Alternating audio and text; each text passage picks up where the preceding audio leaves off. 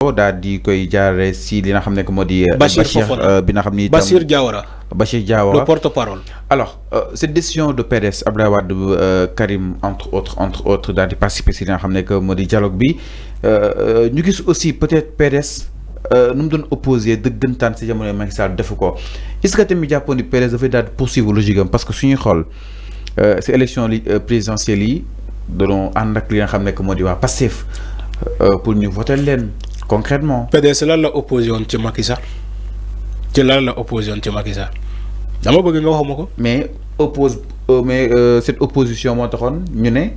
ñu gànkal cette candidature de Karim Wade ñu koy def dinañ ko defaat.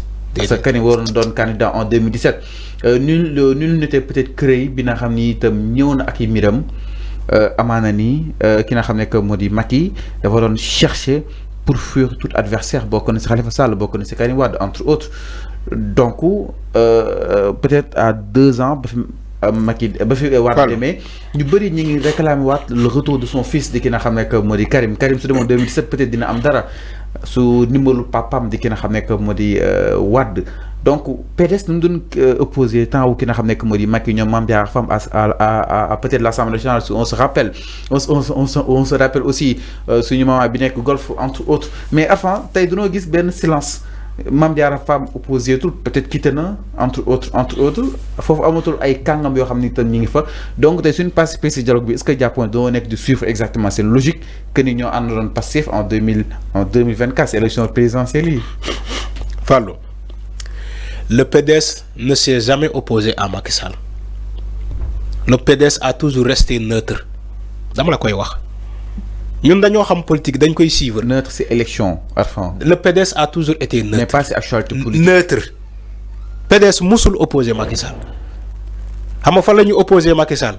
Quand ils ont bloqué la candidature de Karim Wade. Te kan moo ko bloqué. kan moo def recours bi. Thierno Alassane Sall. non lu jiitu loolu. en 2019 dama ne même. candidat quand le PDS s'est opposé à Macky Sall. c'est Karim Wade la ñuy tëj. loolu kese la. après ñu seetlu seen loxo. Le PDS est resté neutre. Observateur. Quand on amène des projets de loi à l'Assemblée nationale ñu leen arrangé wul ñu daw ci Yewwi Askan Wi. bu fekkee projet de loi yi kii nañu dañuy jógee Yewwi Askan Wi. ñu ñëw jàppale waa groupe parlementaire comment Benno Bokk Yaakaar ñu voté loi bi. La loi sur le report des élections PDS voté wu ko. Tu vois, ce sont les membres du PDS. Karim Wade demul. Accusé. Voilà, c'est ça. Conseil constitutionnel. Kan moo accusé le conseil constitutionnel. PDS moo ko déclenché. Kan moo ko accusé. PDS ñoo waaw kan moo accusé le conseil constitutionnel. PDS. Voilà. après ñoo ne comme Macky Sall ne comme ni la demee dafa bëgg élection yu leer. Voilà. mu décidé ak élection yi. Exactement. moo tax ma ne la bëgg élection yu leer. Le PDS ne s'est jamais opposé à Macky Sall. Ils ont toujours resté neutres. Fallou. Mais c'est la famille libérale avant tout. C'est la même chose. Tu l'as dit. La famille libérale c'est la même chose. Macky Sall dialogue yu mu wootee fii yëpp PDS participé na na dem na. moo tax ma ne la PDS est-ce que toppul logique am. loolu mooy logique am. le PDS même jamono bii nii PDS àndul ak Pastef de ils sont neutres comme lu ñu defee woon ci Macky Sall ils sont toujours là neutres. Pourtant Tafsir Thioye bu demee Assemblée nationale parfois day attaquer Sonko day attaquer le système donc de l'Assemblée nationale. Tafsir Thioye parfois day andi ay contribution bu attaquer waa Benno Bokk Yaakaar dañuy jàpp ni dañuy ne dem leen ngeen déglu Tafsir Thioye parce que Tafsir Thioye bu lu muy wax ci Assemblée nationale dafa arranger waa Benno Bokk Yaakaar. Maintenant si Tafsir Thioye excusez-moi bu ñëwaatee ci beneen version bu arranger wul Benno Bokk Yaakaar waa Benno Bokk Yaakaar dañuy mer dañuy ne non waa PDS tamit lu ñuy wax ni ban jeu la ñuy def ni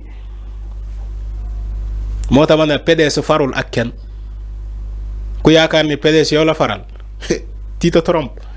Ils ont toujours été neutres, des observateurs. Même élection bi ngay wax ni 2019 bi ngay wax ni Abdoulaye Wade a donné un mot d'ordre à PDS neutre. Donc jàppale wuñu kenn. Donc avant Abdoulaye Wade kon jeune si li tax PDS perdre li nga xam ne que mooy justement son aura. Oui. Parce que toog neutre. Parce que doomam baaxul si élection. Oui parce que doomam du candidat.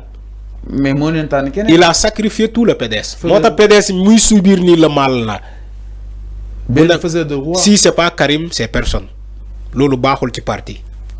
donc taxaw Sénégal looloo ko peut-être. loolu moo ko rey. moo tax PDS. moo tax taxaw Sénégal loolu moo ko rey. si c'est pas Khalifa Sall c'est personne. moo tax ñoom Abba Mbaye dem. moo tax ñoom Abba Mbaye dem seen yoon. ñoom Barthélémy Dias dem seen yoon. d'une part aussi je suis d'accord avec Barthélémy Dias hein. Khalifa ne peut pas être dans ce parti là si c'est pas moi c'est personne. nga dem ba sa âge permettre la nga présenter wu. Tu continues d'être toi, dis toi. Il faut prêter le flambeau, comme l'a fait Moustapha Niasse. Le PDS, c'est la même chose. Si ce n'est pas Karim Wade de Doha, de Qatar, c'est personne. Moi, tu as quitté. Tu parles de Mame Diarra Fam. Elle n'est pas partie.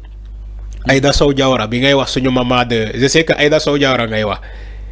non non Aïda Sow Diawara waa PS la. non bi nekk fa la géej waaye yaay guy gi jàppale ma si tur. non déedéet kooku xawma ko.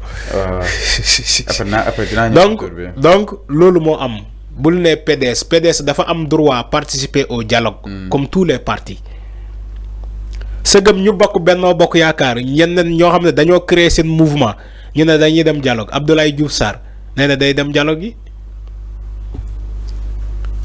ñoom ñëpp ñu bëri ñu ne même Abdou Karim Sall ancien ministre de l'urbanisme Abdou Karim Sall. Tu sais qu'il a créé un mouvement. waaw Abdou Karim Sall moom laa bëgg ñu taxaw Arfan. Abdou Karim Sall mu ngi nii nee na day dem dialogue yi man Abdou Karim mii man.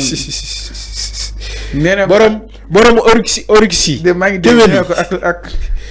Abdou Karim Sall nee na day dem dialogue bi Karim da ko tooñ. mu ngi nii ak tamit la wax assemblée nationale yëpp tey nga ne da ngay dem. ma ñëw mu ne Abdou Karim Sall dialogue national Abdou Karim Sall et sa coalition ont décidé de répondre favorablement au dialogue national coalition bi nu mu tudd sëñ Fallou. nu mu tudd Arfan. coalition bi ñu man de dafa ne moom ak coalition am dañuy dem dialogue moom Abdou Karim Sall donc loolu il faut nga xam ni ñu bokk même. ci APR. ñu bëri ñu ne dañuy dem dialogue yi Amadou Sall.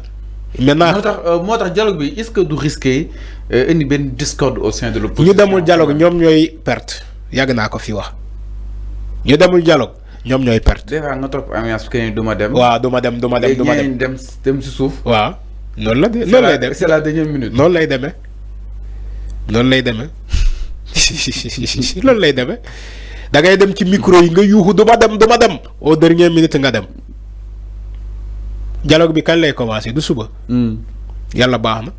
suba lay commencer incha allah. yàlla baax na. alors mi ngi noonu par rapport ak participation bu li nga xam ne que moo di PDS donc c'est confirmé jëm si wàllu bu nu mel Arfan mais dialogue bi les partis classiques dañ siy bëri concrètement est-ce que ñoom gis neen amati neen avenir sol politique c'est-à-dire parti classique yi taxaw Sénégal damaa fële parti socialiste PDS entre autres ay ñoom réew meeg yooyu noonu Arfan est-ce que amati neen poids bi si wàllu politique est-ce que tamit dialogue bi ñoom la war a mën a concerner que ces jeunes yi nga xam ni itam ñoo fi ne. oui tu sais que parti traditionnel yi nga bëgg a wax les partis là ont compris que le Sénégal c'est un pays de dialogue xam na ni que boo demulee dialogue yooyu ay perte tu sais pourquoi. ils ont l'expérience. voilà ils ont l'expérience. waa PDS ils ont l'expérience waa PS ñu ne dañuy dem dialogue waa PS ils ont l'expérience waa AFP Moustapha Niasse ba léegi prononcé wul mais ces partis là tout ça ñu ne dañuy dem dialogue tu sais pourquoi ils ont l'expérience xam nañu que boo demulee dialogue tu seras le grand perdant parce que tout ce qu'ils vont décider ci dialogue boobu ça va s'appliquer et toi et les autres ça s'applique sur tout le monde. donc jeex na.